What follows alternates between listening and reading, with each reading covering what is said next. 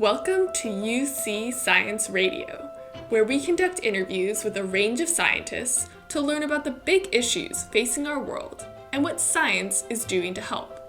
I'm Molly McGidd, a master's student in the School of Biological Sciences. Today, I'm talking to Dr. Katharina Naswall. She's a professor of psychology at UC, specializing in organizational psychology. Her research areas include work-related stress, employee resilience, and work-life balance. She often collaborates with organizations to help make the world of work a source of well-being and health. Kia ora, Katharina. Thanks for coming on UC Science Radio. I'm curious, what is your role at UC and what's your research on?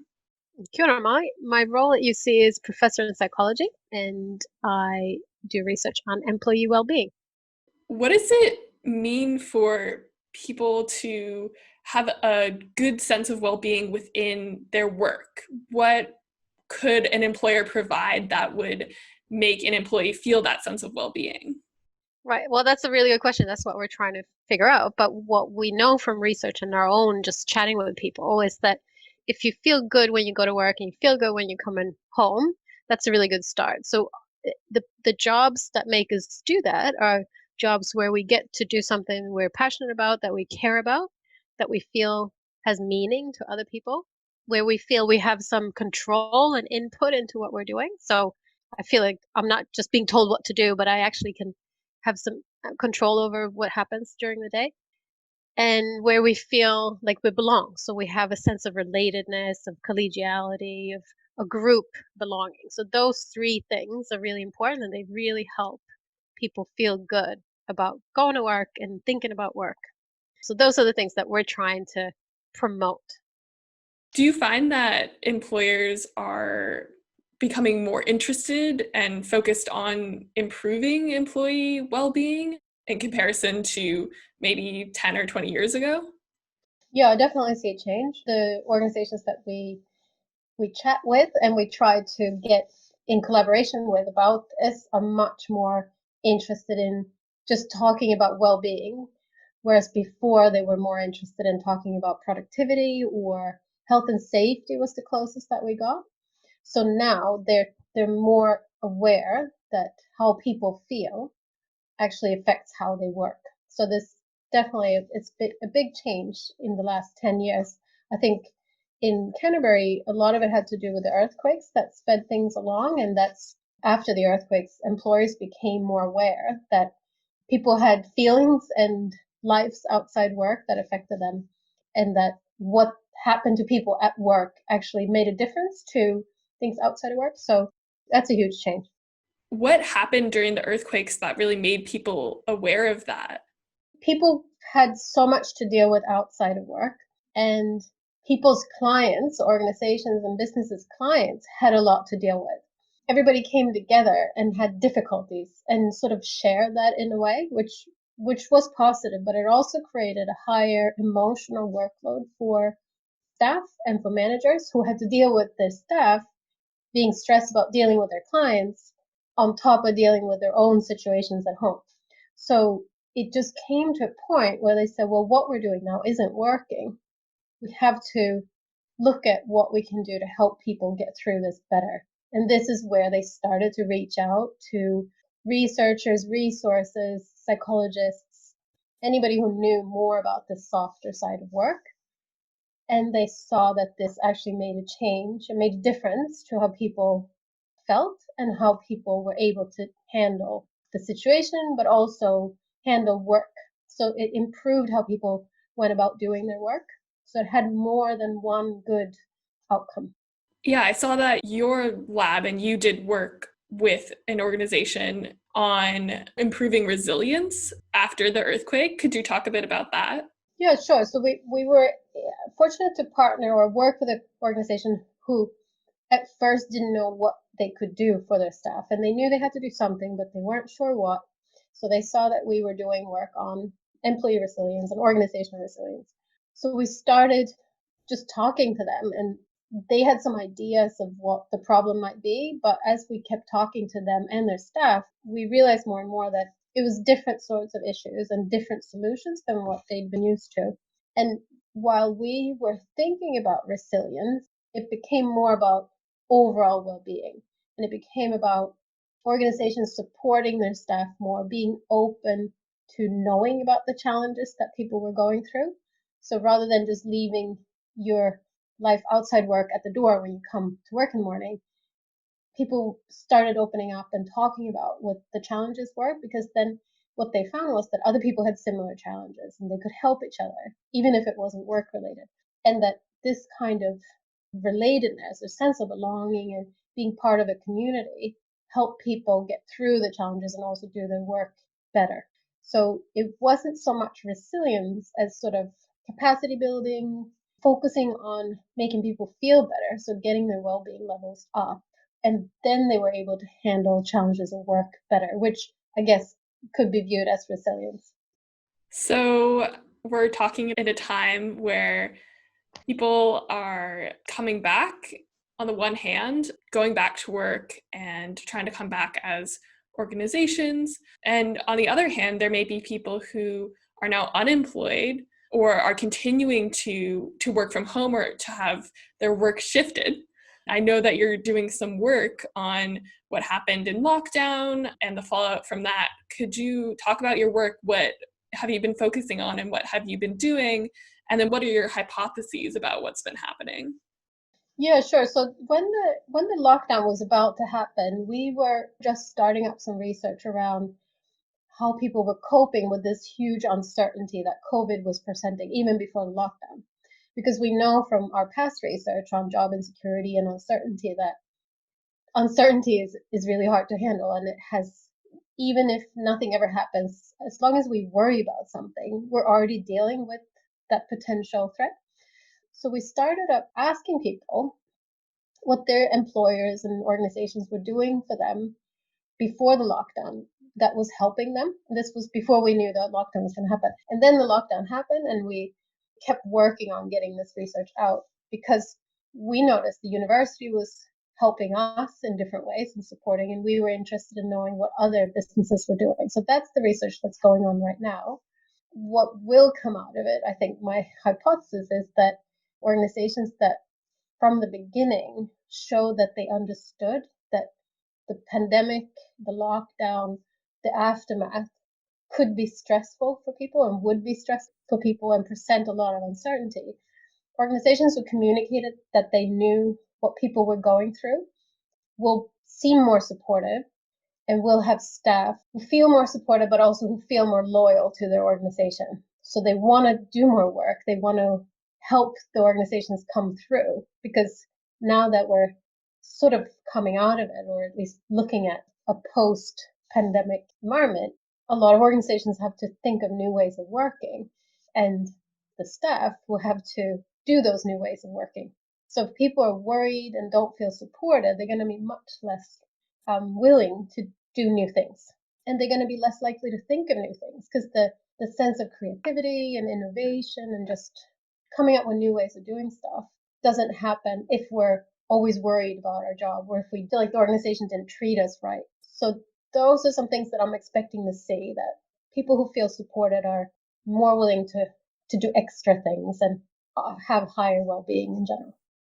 Yeah, it seems like there's sort of this idea that people are like only motivated by a salary, are only trying to get paid, but there's all these other things, and especially in a time of a lot of stress, providing that support is actually the biggest thing that you could probably do for people in order to motivate them.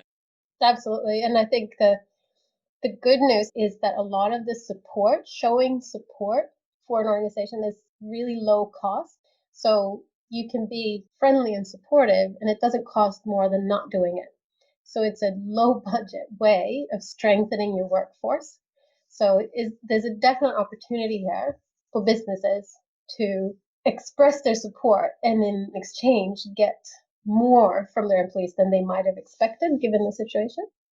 How do you think the increased unemployment has hit people? Like, do you think that people are more uncertain about their lives now? And like, what about these companies that have had to lay off so many people? How does that affect people who remain at those companies? Yeah, that's a really important question at the moment because, of course, many of us are lucky to have our jobs still, but many are either worried about or think it's fairly likely that they might lose their jobs, especially if they might have had casual appointments or they're in a business that's just really struggling, like the tourism and hospitality business, for example. So there's this sort of two pathways. There's the people who have lost their jobs and have to deal with unemployment and those challenges that are there. And here's where, as much as possible, there needs to be support for them to try and get a new job. So, I mean, that's a good investment from the government trying to help people get back into employment as soon as possible to avoid the long-term effects of unemployment. Losing one's job, it's a stressful time, but if it's short term, usually that's okay in the long run. And then there's the people who will be have their jobs but worry about losing their jobs and who might have lost colleagues due to downsizing. So they're going to be in a heightened state of worrying about their job. So they might have continued fear of job loss. They might feel like their job situation has changed. So the sense of belonging that I was talking about, they might have lost some of their best friends at work. So they might have lost their morning tea group and things have changed in that way. And they might have lost things like benefits or resources in different ways. Maybe the company has to move or like things are changing so that there's more than just the job loss aspect to worry about. So I think the people who are still employed might feel more stressed just because of that uncertainty.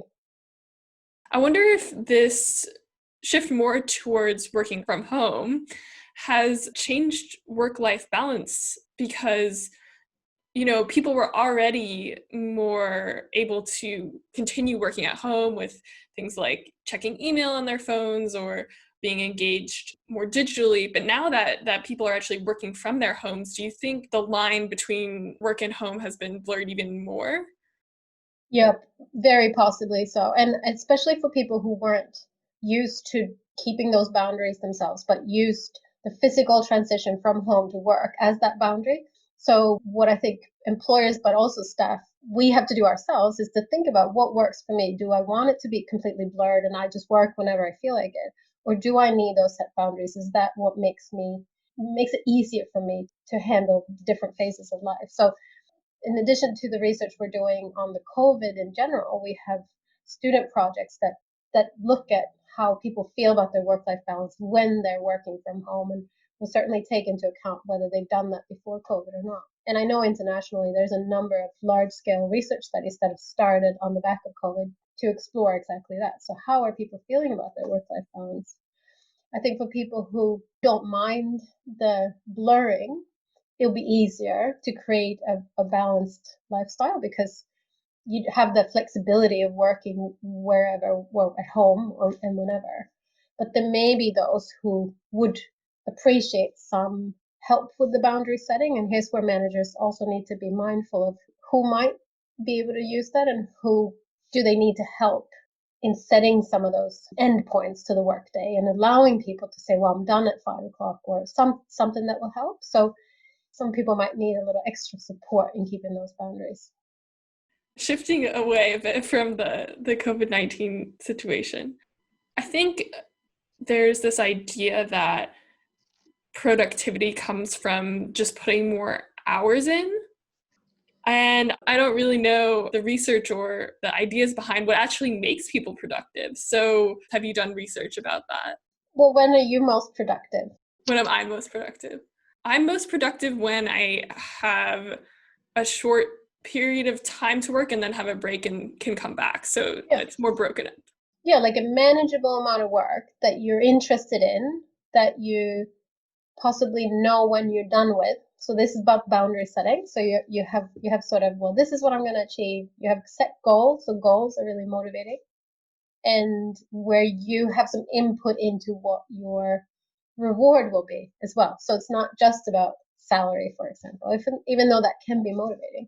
Having a meaningful task that doesn't look overwhelming, that we feel is within our wheelhouse, we can actually do this even if we have to work a little bit harder to learn something. And we feel if we run into an issue that we can ask somebody for help or we know where to find a solution. And that has to do with the sense of not being overwhelmed. So manageable workload, some pressure that pushes you a little bit, and something you care about. Yeah, I mean, it seems like if people are spending like the majority of their lives in work or the majority of their time, that it should be meaningful. Yeah, I think that's a reasonable thing to expect actually, and I think that there's actually a good amount of studies on creating meaningful work and how important it is that individuals have some input into what makes them feel like their work is meaningful. So reframing a task as maybe I'm sweeping the floor, but I'm actually part of a bigger vision. I'm making things look good so that the students are happy. So I'm actually helping the university move forward. So you can reframe the same task in different ways. So seeing how it fits into a bigger whole is motivating. So having a job where you feel you fulfill some of your own values is quite motivating, and it helps you be productive. I'm just picking up on what you said about time. So you might have heard about the company in Auckland who's gone to a 4-day work week just in the last year or so. And there's researchers at Massey and AUT who are working with them and evaluating it and in organizational psychology. And they found that productivity is about the same, if not better, and people are feeling better about it, even though they're working fewer hours a week, they're achieving the same thing. So they believe that this is a good move, and there's several researchers and people who have studied work productivity over a number of years who say that it's definitely not the hours you put in, it's what you do over those hours. And if you have fewer hours, you might be more efficient and you're less tired. So you're better able to perform. I usually ask people what's the most fun or exciting part of their work, but I'm very curious with your last answer, what is the most meaningful part of your work? Well, I get excited about thinking about our area of psychology or research as a way of improving people's lives. So not just seeing it as we're studying a couple of variables in an organization and we're doing correlations. We're actually finding things out and creating a resource of information that can enable organizations to be a positive part of their employees' lives. So I found that really inspiring because I can see, like you said, we spend a lot of time at work. If for every person their work experiences just improve 10, 20, 30% from what it is now, whatever that is, that's a huge difference to how they feel about going to work. And I think, based on research as well, is that what happens to us at work affects how we feel outside of work.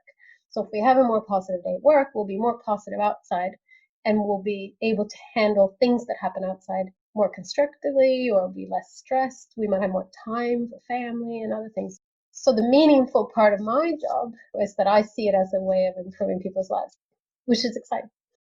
Now that things are changing a little bit more, what's next for you? Pretty much the same. So the research that we launch will have a look at the preliminary results and keep developing those resources that we want to make available to organizations. That was the objective of this project, is to make sure that we get this information out as quickly as possible.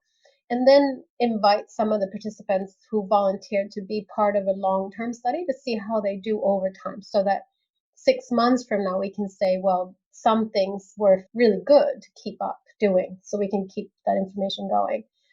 So that's what's exciting right now, is that we have an opportunity to provide really quick turnaround of information that we think will be useful. So trying to have more of an impact, a direct impact, rather than waiting for publication 2 years down the line, which only academics read anyways. So getting information out to the people who we think hopefully will use it to make a difference. So that's the next step, I think. And then, of course, semester 2, we'll come back to teaching and engage with the students, which will be nice. So, my last question is if you could say in one sentence why your work is so important. I think our work is important because a lot of people spend a lot of time at work. Most people have some relationship to work. Either they don't like it or they like it or they want to like it. And improving people's experience at work will eventually improve people's lives and make the world a better place. Thank you so much, Katharina, for your time and for talking with me. I really enjoyed it. Thanks, Molly. Appreciate chatting about this. It's something I enjoyed talking about, so thanks for taking the time. That's it for today. For more information or to ask a question about any of the ideas raised in this show, feel free to send UC Science a message by email, Facebook, or Instagram. Thanks for listening.